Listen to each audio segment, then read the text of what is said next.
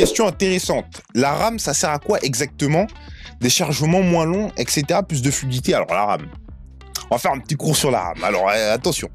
À partir de maintenant, ceci sera sur YouTube. On va préparer le petit clip. Alors, les gars, à quoi sert la RAM? La RAM de son nom de base, hein, Random Access Memory. Voilà, c'est quoi? Ça veut dire quoi RAM? RAM, voilà, hop. Wikipédia. Voilà, mémoire vive, RAM, Random Access Memory. Donc, voilà. C'est tout ce qui va enregistrer les informations volatiles de votre ordinateur. Voilà, c'est tout ce que, par exemple, tu installes Google. Tu veux installer Google. Bah, en fait, Google, il est stocké sur ton PC, mais quand tu ouvres une page Google, elle prend pas de place, tu vois. Ou la place qu'elle prend, elle va être stockée dans la RAM. En fait, elle prend pas de place sur ton disque dur, mais la place qu'elle prend va être stockée dans la RAM. C'est la mémoire accès aléatoire. Donc, par exemple, tu vas lancer ton Fortnite préféré, blablabla, bah, ça va se stocker sur la RAM.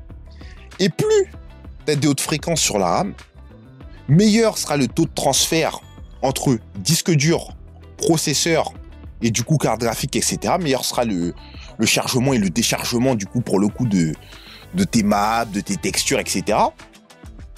Et mieux ce sera plus tu auras de performance, etc. Oui, parce que les gens disent beaucoup que par exemple un jeu comme Fortnite, ça compte beaucoup pour le processeur, mais pas que.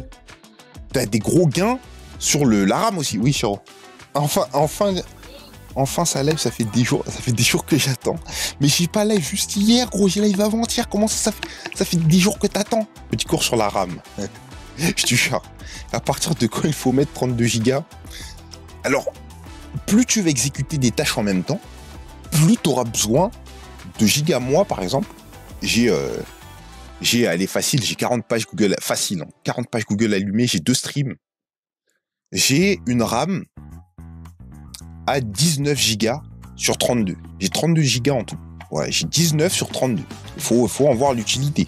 T'as certains jeux qui te demandent beaucoup de RAM. Je sais que par exemple, Cyberpunk, non pas Cyberpunk, Tomb Raider, il y a certaines scènes qui demandent beaucoup de RAM. Voilà, c'est un cas que j'ai pu constater hein, sur le jeu. Mais voilà. En gros, plus t'en as, mieux c'est. Mais il faut en voir la rentabilité un peu. Voilà, donc c'était un petit cours sur la RAM. Hein, voilà. Vous avez des générations. Si on n'a pas parlé des générations.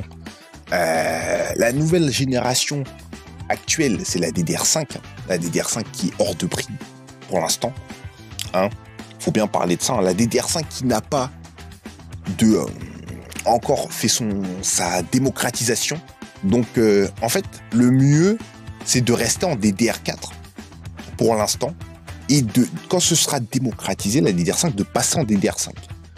Voilà, parce que la DDR5 est mieux, mais légèrement, pour une hausse de prix qui n'est pas forcément légitime.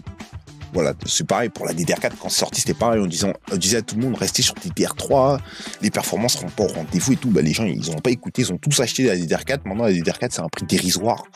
Ouais, c'est pareil pour la DDR5, c'est toujours le même débat. Genre, dès que ça sort, il faut pas acheter d'entrée de jeu, ça sert à rien. Donc voilà, n'essayez pas d'acheter, dès qu'une nouvelle génération de RAM qui sort, n'essayez pas d'acheter direct, d'être là, ouais, la DDR5, ça va sortir, il faut changer tout le monde. Ça sert à rien. Quand ce sera démocratisé, quand ça coûtera moins cher, vous pourrez vous faire plaisir avec de la DDR5 pour avoir plein de performances au prix de DDR4. Voilà. Voilà. La génération actuelle est la DDR5, celle juste avant la DDR4. Le gain de performance entre les deux est léger.